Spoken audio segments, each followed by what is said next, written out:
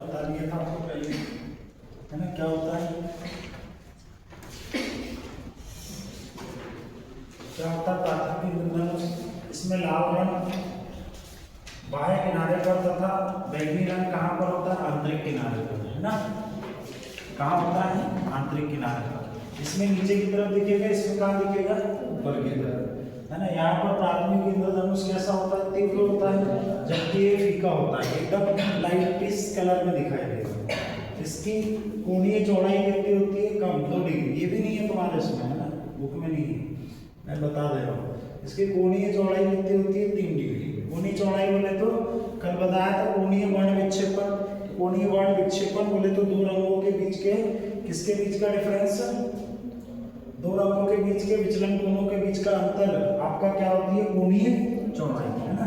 द्वितीय इंद्रधनुष के नीचे होता है, यह हमेशा कहाँ पर होगा, पहले कौन सा होगा, प्राथमिक इंद्रधनुष, उसके बाद कौन सा बनेगा, द्वितीय इंद्रधनुष, है ना। तो प्राथमिक इंद्रधनुष के ऊपर होता है। यदि आपको पूछा जाए दो इंद्रधनुष एक साथ दिखाई दे रहे हैं तो प्राथमिक इंद्रधनुष कहाँ दिखाई देगा, नीचे, और द्वितीय इंद्रधनुष कहाँ दिखाई देगा, ऊपर। इसका निर्माण 2 अपवर्तन और 1 पूर्ण आंतरिक परावर्तन के कारण होता है ना। कितने अपवर्तन की घटना कितनी बार होगी, 2 बार, और पूर्ण आंतरिक परावर्तन कितनी बार होगा, 1 बार। जबकि इसका निर्माण 2 अपवर्तन और 2 पूर्ण आंतरिक परावर्तन के कारण होता है। कहने का मतलब ये मैंने लिया है पानी की बूंद, ये इधर से आई, यहाँ पर कोई प्रकाश किरण, है ना। अब ये प्रकाश किरण है, आपतित किरण, यहाँ पर पहली बार क्या हुआ, अपवर्तन, क्या हुआ, अपवर्तन। अब ये दूसरी बात यहाँ पर क्या होगी, पूर्ण आंतरिक परावर्तन, और पूर्ण आंतरिक परावर्तन के बाद अपने रंगों में क्या हो जाएगी, विभक्त। तो ये कौन सा हो गया, प्राथमिक इंद्रधनुष। कौन सा हो गया, प्राथमिक इंद्रधनुष। और यदि यहाँ पर बात करूँ, ये आई आपकी एक बार, क्या देखो, यहाँ पर एक बार अपवर्तन हुआ, फिर अगेन यहाँ पर क्या हुआ, अपवर्तन, ठीक। अब यहाँ पर बात करें तो यहाँ से ये इधर आई, यहाँ से इधर गई, और किधर गई, इधर तक आई। अब यहाँ पर एक बार पूर्ण आंतरिक परावर्तन होगा, यहाँ पर दूसरी बार पूर्ण आंतरिक परावर्तन होगा, यहाँ से क्या हो जाएगी, बाहर निकल जाएगी। तो इसको क्या बोलेंगे, द्वितीय इंद्रधनुष। पॉइंट क्लियर हुआ क्या।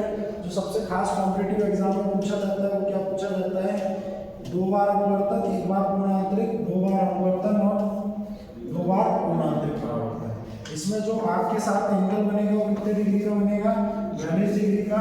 इसमें जो बनेगा वो कितने डिग्री का बनेगा, 55 डिग्री का। यहाँ पर जो प्राथमिक इंद्रधनुष होता है या द्वितीय इंद्रधनुष, दोनों आपको सुबह 8 से 10 बजे के बीच में, या फिर सुबह के समय, या तो फिर कब दिखेगा, शाम के समय। क्योंकि परावर्तन अपवर्तन के लिए आपको कैसी होनी चाहिए, तिरछी गिरनी चाहिए, है ना।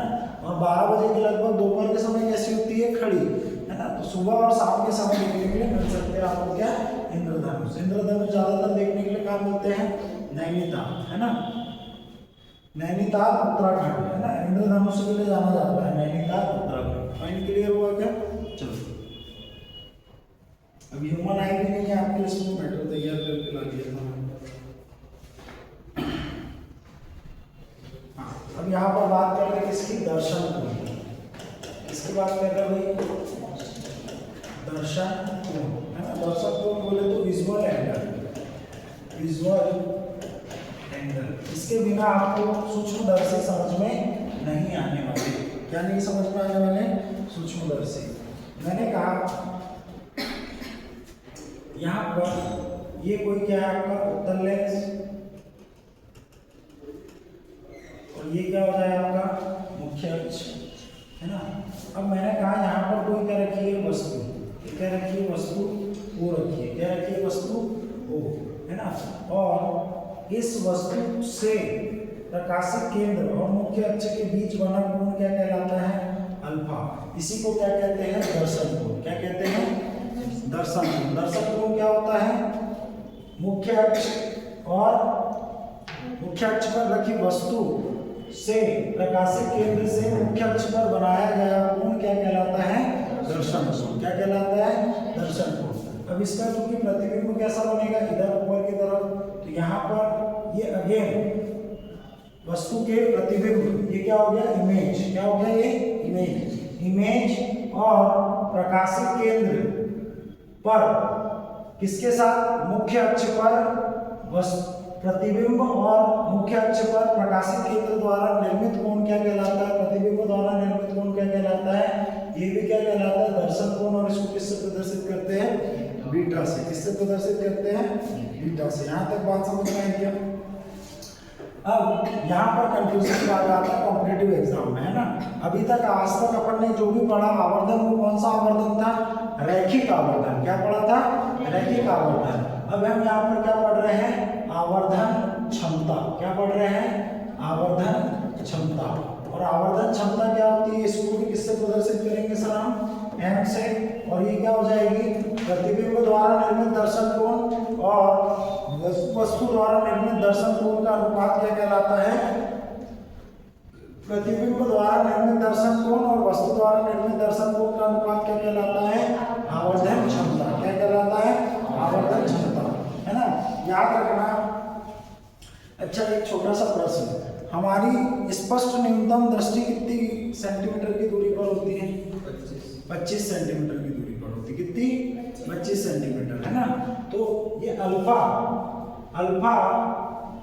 का मान तभी होगा जब ये कहां पर रखी होगी, स्पष्ट न्यूनतम दूरी पर क्या रखी हो, वस्तु रखी हो, है ना। इसके लिए कंडीशन है, क्या कंडीशन है, यदि ऐसा होगा तो ही हम किसका निर्माण कर सकते हैं सर, सूक्ष्मदर्शी का। किसका निर्माण कर सकते हैं, सूक्ष्मदर्शी का।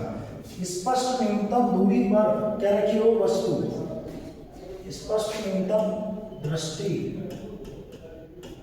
पर, दृष्टि की दूरी पर क्या रखी हो, वस्तु, है ना। और वो कितनी होती है आपकी, 25 सेंटीमीटर। पॉइंट क्लियर हुआ क्या? अब शुरू करें अपन, यहाँ पर शुरू करें। चलो अपन यहाँ आज एक ही डेरिवेशन पढ़ेंगे, कल ये वाला क्वेश्चन आपका पूरा खत्म हो जाएगा, है ना। मैंने दूसरा टॉपिक तैयार कर लिया तो आपके सिलेबस में ही है ना। बाकी देखते हैं, इसके बाद बता दूंगा, है ना। चलो यहाँ पर हम बात कर रहे हैं सबसे पहले इसकी सरल सूक्ष्मदर्शी की। इसकी बात कर रहे हैं सरल सूक्ष्मदर्शी की, है ना, सरल सूक्ष्मदर्शी। तो सरल सूक्ष्मदर्शी क्या होगा भाई, यहाँ पर ये स्पेशल केस है किसका, उत्तल लेंस का। किसका, उत्तल लेंस का।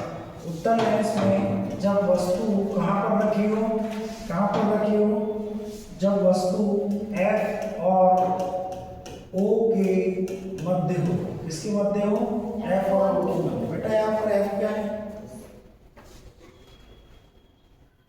F क्या है, हाँ, मुख्य फोकस। और वो क्या है बेटा, क्या है, बीच का पॉइंट, प्रकाशिक केंद्र, बीच का पॉइंट बोल रहे हैं उसको, है ना। ठीक, तो ये स्पेशल केस में जब उत्तल लेंस की वस्तु कहाँ रखी हो, यहाँ पर रखी हो, तो उससे हम क्या कहेंगे, सरल सूक्ष्मदर्शी। अब कभी भी सूक्ष्मदर्शी और दूरदर्शी दोनों है हमारे सिलेबस में, तो सूक्ष्मदर्शी जब भी पढ़ोगे या दूरदर्शी, तो हमको यहाँ पर कुछ बिंदुओं में आंसर देना होता है। जैसे सबसे फर्स्ट क्या होगा, प्रतिबिंब की रचना। क्या होगी, प्रतिबिंब की रचना या प्रतिबिंब का सिद्धांत, या प्रतिबिंब का सिद्धांत। और ये सिद्धांत कैसे पता चलेगा सर, रेखा चित्र से। किससे पता चलेगा, रेखा चित्र से। किससे पता चलेगा, रेखा चित्र। रेखा चित्र यहाँ पर अपन ने जैसे लिया, एक क्या लिया हमने, उत्तल लेंस। ये क्या हो गया आपका मुख्य अक्ष। क्या हो गया ये मुख्य अक्ष। और मैंने बोला इसमें वस्तु कहाँ रखी होनी चाहिए आपकी, F और O के बीच में। मैंने बोला वस्तु कहाँ रखी है, F और O के बीच में। मैंने बोला यहाँ से इस प्रकार ये जाएगी, तो इधर कहाँ से ऊपर जाएगी, फोकस से। कहाँ से ऊपर जाएगी, फोकस से, अपवर्तन के पश्चात, है ना। और दूसरी अपन कहाँ से भेज दो, प्रकाशिक केंद्र से। कहाँ से भेज दो,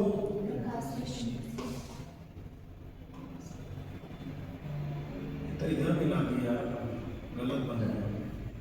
क्या बन गया,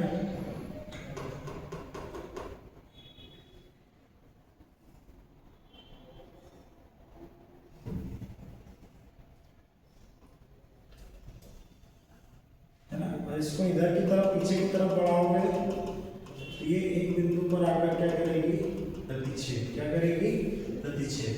तो इसमें फिगर किधर बनेगा, इधर। जो इमेज बना वो किधर बनेगा, लेंस के सामने उधर साइड में, है ना। ये आपकी वस्तु हो गई, आपकी क्या, ए बी। ये क्या होगी, वस्तु ए बी, है ना। और यहाँ पर ये आपका क्या हो जाएगा, प्रतिबिंब A dash B dash. A B क्या होगी सर, वस्तु, और ए डैश बी डैश क्या हो गया आपका, प्रतिबिंब। क्या हो गया, प्रतिबिंब। पॉइंट क्लियर हुआ क्या, है ना। अब अपन यहाँ पर इसी के समानांतर एक क्या कर रहे हैं, इसी के समानांतर एक क्या कर रहे हैं, वस्तु ले रहे हैं। तो ये ए dash B double dash, A dash B double dash किसके बराबर है, ए डैश बी डबल डैश किसके बराबर है, वस्तु के ही बराबर है ना। इसको ऐसा क्यों लिया सर कि यहाँ से ये मुख्य अक्ष पर क्या बनाएगी, कोण। ये मुख्य अक्ष पर बना कोण क्या होगा, दर्शन कोण अल्फा। कौन सा कोण बनाएगा, दर्शन कोण अल्फा। कहाँ से, बिंदु ओ से, है ना, बिंदु ओ से। इसकी प्रतिबिंब रचना में क्या लिखोगे, एक वस्तु कहाँ पर रखी है, उत्तल लेंस के सम्मुख, फोकस और प्रकाशीय केंद्र के मध्य रखी है। वस्तु से मुख्य अक्ष के समांतर आने वाली प्रकाश किरण अपवर्तन के पश्चात कहाँ से होकर आती हुई प्रतीत होती है, मुख्य फोकस से होकर गुजरती है ना। और दूसरा क्या लिखोगे कि इससे प्रकाशीय केंद्र से होकर गुजरती है। इन दोनों किरणों को पीछे की ओर बढ़ाने पर हमें प्रतिबिंब क्या प्राप्त होता है, ए डैश बी डैश। बस यही प्रतिबिंब रचना, यही सिद्धांत है। क्लियर हुआ कि पॉइंट यहाँ तक। चलो हमने मान लिया कि यहाँ से यहाँ तक की दूरी क्या है सर, डी। क्या है, यहाँ से यहाँ तक की दूरी डी, और ये वाली दूरी क्या होगी सर हमारी, यू। क्या होगी, यू। क्या होगी, यू। वस्तु की दूरी यू और प्रतिबिंब की दूरी हमने क्या मान ली, डी। क्लियर हुआ क्या यहाँ तक पॉइंट, अरे भाई क्लियर हुआ क्या।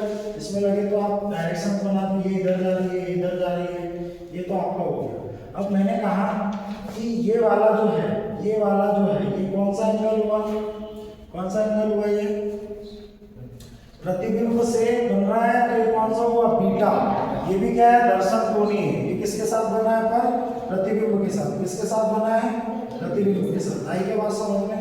अब दो हो गए पॉइंट। तीसरा इसमें अपन किसकी गणना करेंगे, एम की गणना। एम की गणना, एम क्या है बाबू यहाँ पर, एम क्या है यहाँ पर, आवर्धन क्षमता। एम क्या है, आवर्धन क्षमता, है ना। अब एम हमको पता है सर क्या होता है, बीटा अपान अल्फा। क्या होता है, बीटा अपान अल्फा, है ना। अब चूंकि यहाँ पर हम क्या ले लेंगे, tan बीटा और tan अल्फा। क्या ले लेंगे, tan बीटा और tan अल्फा, है ना।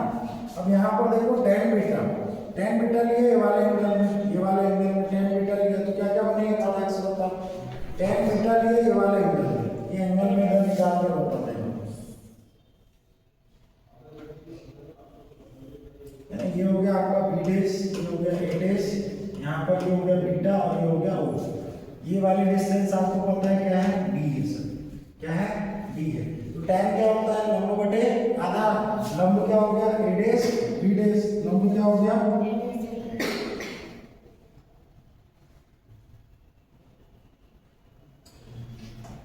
अपन ये वाला ए बी। क्या लो, ए बी। भाई ये भी तो सेम जगह से होकर जा रहा है ना। ए डी क्या ले रहे हैं अपन, ए बी। ये वाला ट्रायंगल ले रहे हैं ना। अभी यहाँ पर डी दूरी नहीं रही, कौन सी दूरी हो गई, यू। कौन सी दूरी हो गई, यू। तो tan बीटा में क्या आ जाएगा, लंब क्या हो गया आपका, ए बी, और आधार क्या हो गया आपका, हाँ ए ओ। क्या हो गया, ए ओ, है ना, अपॉन में। अब देखो tan अल्फा में कौन सा ट्रायंगल है, ये वाला ट्रायंगल, है ना। तो क्या हो जाएगा, A dash B double dash, A dash B double dash upon क्या हो जाएगा, ए डैश हो। क्या हो जाएगा, ए डैश, अच्छा ओ ए डैश। इसको भी ऐसे लिखना था अपन। कहाँ से नापते हैं सारी दूरियां, कहाँ से नापते हैं, प्रकाशित केंद्र से। यहाँ क्या हो जाएगा, ओ ए। क्या हो जाएगा, ओ ए। अब आपको पता है सर कि A dash B dash, A B dash B double dash और ए बी कैसे है इक्वल, तो इससे ये कैंसिल हो जाएगा। तो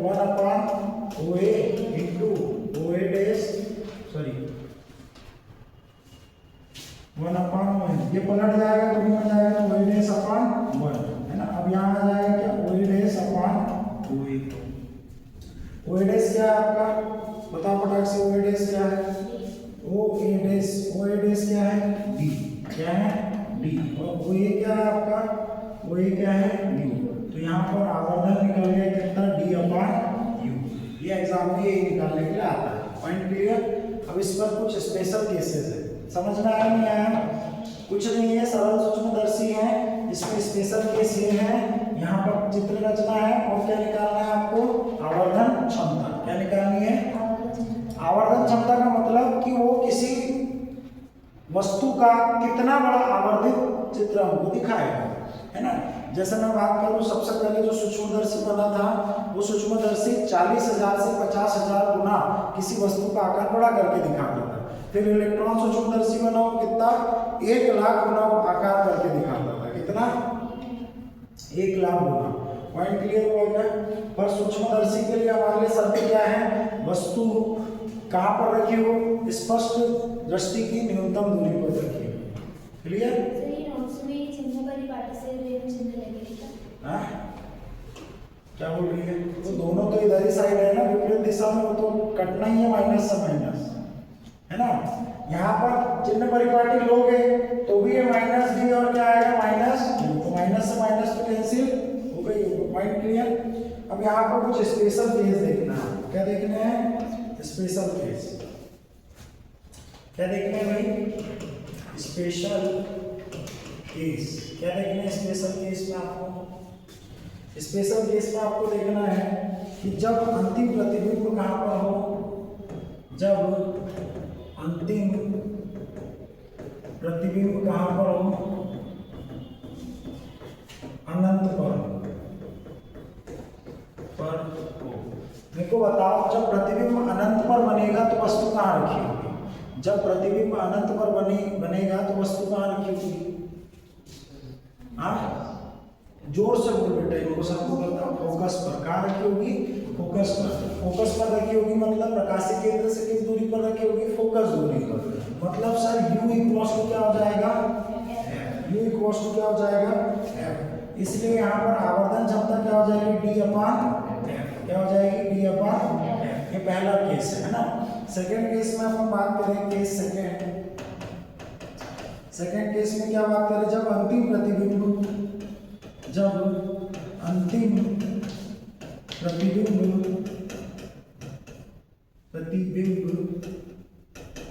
स्पष्ट दृष्टि की न्यूनतम दूरी पर बने, स्पष्ट दृष्टि की न्यूनतम दूरी पर बने, तो यहाँ पर कौन सा फॉर्मूला लागू होता है, लेंस सूत्र। कौन सा फॉर्मूला लागू होता है, क्योंकि स्पष्ट दृष्टि की न्यूनतम दूरी पर है, तो 1/f इक्वल्स टू क्या हो जाएगा, 1/b माइनस 1/u। होगा या नहीं होगा। अब मैंने बोला यहाँ पर v क्या है आपका, यहाँ पर v क्या है, v क्या है, प्रतिबिंब की दूरी। तो प्रतिबिंब की दूरी अपन ने क्या लिए, d। क्या लिए, d। यहाँ पर 1/f इक्वल्स टू 1/d। परंतु अब कैसे लोगे, माइनस चिन्ह परिपाटी के अनुसार, क्योंकि यहाँ चिन्हों में परिवर्तन होगा, है ना। और मैंने बोला u, तो u क्या लोगे, माइनस u, क्योंकि वो भी किधर रखी है, सामने, है ना। 1/f equals to minus 1/d plus 1/u। आई क्या बात समझ में। अब हमको क्या लाना है, हमको क्या लाना है, d अपॉन u। क्या लाना है, d अपॉन u। तो आवर्धन निकालना है ना, तो आवर्धन निकालने के लिए अपने पास क्या उपाय है, सर ये 1/f प्लस 1/d कर दो और ये 1/u, और दोनों पक्षों में किसका गुना कर दो, d का गुना। दोनों पक्षों में किसका गुना कर दो, d का। तो यहाँ क्या आ जाएगा, d/f plus d/d equals to d/u, और d/u हमको पता है क्या है, m। और यहाँ क्या आ जाएगा, d/f प्लस 1। ये हो जाएगा इसका आवर्धन क्षमता। पॉइंट क्लियर हुआ क्या। ये स्पेशल केस है, ये एग्जाम में आपको आते रहते हैं, एग्जाम में आपको आते रहते हैं। पॉइंट क्लियर हुआ क्या। पर न्यूमेरिकल पूछ लेगा, है ना, इस केस में क्या होगा, इस केस में क्या होगा, या आपको बोलेगा एक सरल सूक्ष्मदर्शी में कि आवर्धन क्षमता दी रहेगी आपको, है ना, और क्या दी रहेगी, लेंस से प्रतिबिंब की दूरी दी रखी है, वस्तु कितनी दूरी पर रखी है। यहाँ से क्या निकल जाएगा आपका, यहाँ से क्या निकल जाएगा, आवर्धन दिया है, डी भी दिया है, तो क्या निकल जाएगा यू। न्यूमेरिकल आते हैं एग्जाम में और अपन छोड़ देते हैं, छोड़ना नहीं है, ठीक। अब कल आपका ये पूरा टॉपिक क्या कर दूंगा मैं, खत्म, है ना। सूक्ष्मदर्शी बच्चे संयुक्त सूक्ष्मदर्शी पढ़ेंगे, संयुक्त सूक्ष्मदर्शी चूंकि आपका एग्जाम पॉइंट ऑफ व्यू से बहुत ज्यादा इंपॉर्टेंट है, तो कल एक बार प्लीज नोट्स से पढ़कर आना, है ना, मौन बिल्कुल नहीं रहना, ठीक।